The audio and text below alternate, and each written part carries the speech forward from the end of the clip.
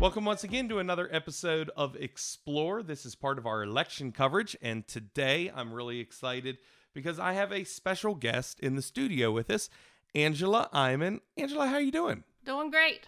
Thank you for coming down here to Petersburg and agreeing to do this interview. We appreciate it. Thank you all for having me and inviting me down. So for the people that might not know you, why don't you give us a little background information about yourself and what you're running for? Okay.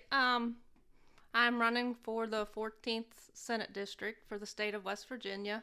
I am a native of Mineral County, grew up in Mineral. Me and my husband bought land and built a small farm in Grant County in 2001.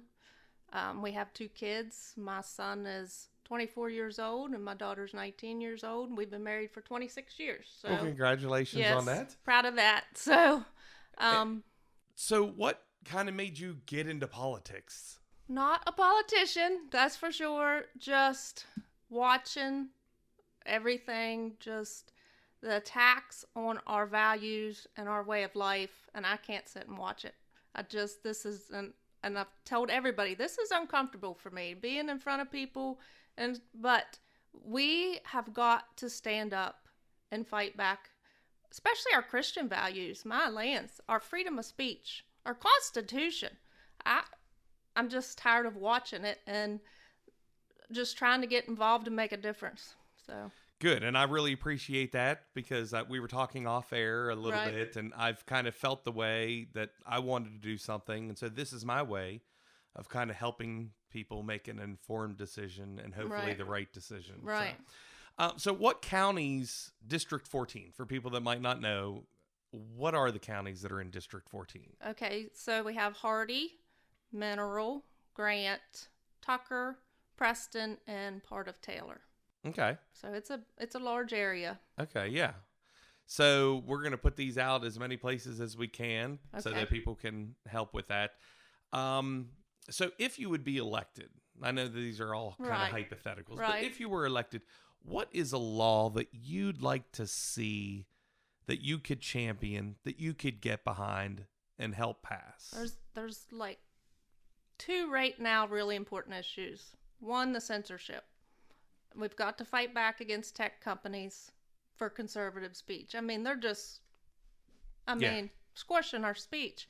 And then the banning of CRT. We missed that this legislative session by a few seconds. And I don't know how that happened, but that needs to be done. And that was a big topic in our coverage for those running for Grant County Board of Education. I asked all of them, what do we do with that? Because in Grant County, it kind of came under the guise of something called communities in school. Okay. And so, they're not going to come right out and say CRT. Right. Not here. Yeah. So it was CIS. Right. And their behind it was equity, and I can't remember. It was a 3-letter acronym. They're all 3-letter acronyms for it, but that is an important issue right now that's going on. So with those, I can kind of tell what side that you're on for those. Right. Let's go with another difficult subject. Okay, too. let's do it. It's not on the script, but let's do it because I asked the Board of Education people this also. The transgender issues in the restrooms. I have a little girl. Right. It petrifies me. It should not happen. They should not. No. I know the state board, and this is something that we have discussed. The state Board of Education has made that. I don't know. They can't make laws, but rules. Right. Is there something that the legislative branch can do to put an end to that? I feel that we should be able to say, hey, you use what bathroom that gender you were born with. Now, I'm not positive. I don't know, because I don't know where the Supreme Court has ruled on different things. Yeah. I'm going to have to do my homework on a lot of things. I'm dedicated. I'm going to find out, but it should not, absolutely not. We should not be having boys in the girls' bathrooms. No. I agree with that. I like that answer. Even though I'm not pushing a political party or person, I agree with that. No, It's common sense. One would think. One would think. So, as we were talking also a little bit beforehand, I homeschool. Would you be for, or what's your position on funding for parents that homeschool or for parents that want to put their kids in a private school? Right now, we're on our own. Right. We have to pay for it, and we still pay taxes. Right. Absolutely. The money should follow the kids, especially now. There's a lot of people looking for other options. They're talking about pod schools, and there's different things going on. I think the money should absolutely follow the kids, because today's environment is scary, and I think the parents should make the choice where they want to school, how they want to school. Let's give it back to the parents to decide. So okay. The budget. Yes. West Virginia budget. Always a great thing. Do you think that there's something better that could be done with our budget? I thought I heard that we operated on a surplus this year. We do have a surplus. Which is good. Yes. How do we continue that? What can we continue to do? Well,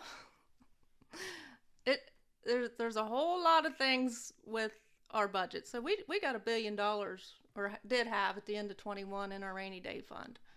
But our roads and our bridges and things are falling apart. So, and the tax code even, we need to make our environment attractive for manufacturing and businesses. Jobs are scarce, wages are down.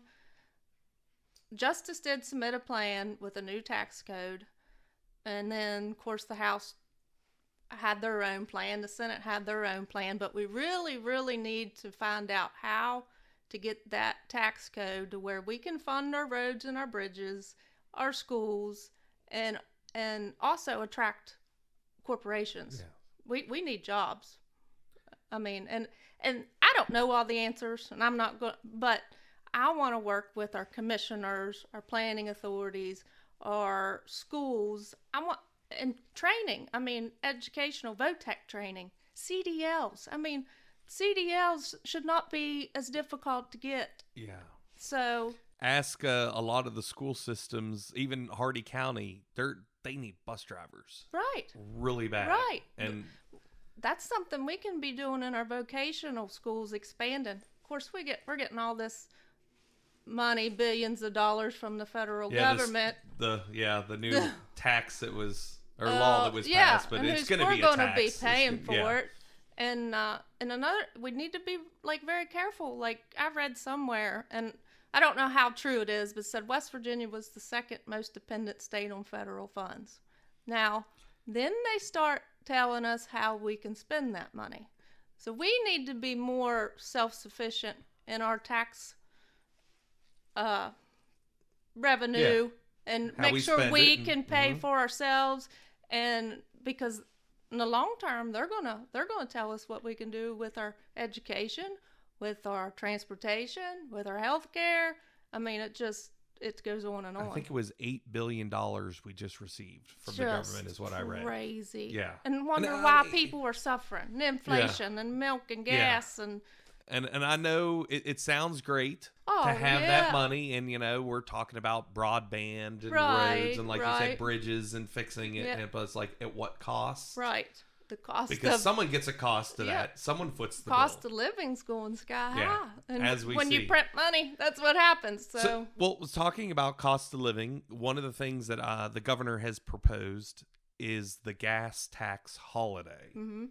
What are your thoughts on that? I'd say for the short term, I would be for it for the short term. It's not a long-term solution. For the short term, I would support it, just because an extra, 37.5 cents or which something. It's high when you think about that. When you're filling 37 up cents your a gallon tank, or something. People gotta go to work. We're rural communities. A lot of us don't live 10 minutes from work. A lot of us commute. We have a lot of people in our community that even drives to Virginia because of the wages and the manufacturing, and that we need to find out why they're not here. So I would definitely support tax holiday. Is there something that we can look at for the long run, though? I know that it's pretty much worldwide, actually, the inflation. But is there something that we can do in West Virginia to help stem it somehow ourselves? We're fighting against the federal government on all of our energy. And green energy, I mean, it's good for a supplement. It's not sustainable. You can't store it more than a couple of days. So, and I'm going to fight every day to be able to use our resources here at home. They have just completely just decimated our economy because they want everybody just to move to green all at once. You can't just move to green when there's not enough. And actually what it's done is it's driven coal prices up. And it's driven, because there's less production in gas, it's driven gas prices up because they canceled the Keystone Pipeline thing. So ultimately they've driven prices up with production down. So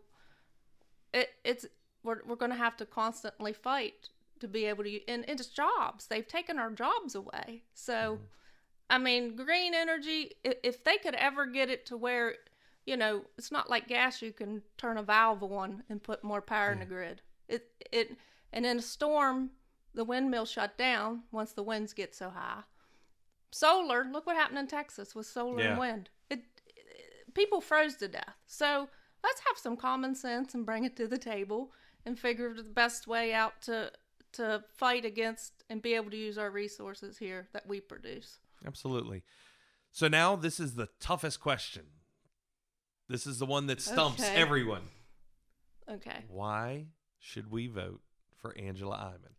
I am your average person. I know what it's like to live paycheck to paycheck. I've done everything from being a cleaning lady to a bank teller, tell a lot of people. In whatever job I took so I could get my kids on and off the school bus. We're a tight family unit, you know, and we've worked for everything we have. And I am your common sense candidate. I'm not anybody special. I'm one of you, and I just can't stand to sit by and watch what's going on to our state, to our country. And I'm a fighter, so that's it. Okay. So Angela Iman running for West Virginia Senate District 14. Yes, sir. And voting is May 10th is the primary. May the 10th is the primary. Yes. So you've heard the video. You can make a decision. Get out and vote. As always, you'll be able to catch these videos on our Facebook page, which is Explore. And we have many of them: Grant County, Hardy County, Tucker County, Mineral County. This will be on a bigger part of them. Also on our YouTube page, which is Explore by all those names, and our Rumble page, which is Explore by all those names. Angela, thank you once again for coming down and spending time with us. We really appreciate it. I appreciate you all having me. So thank you. Everyone, have a great day. Go out and vote.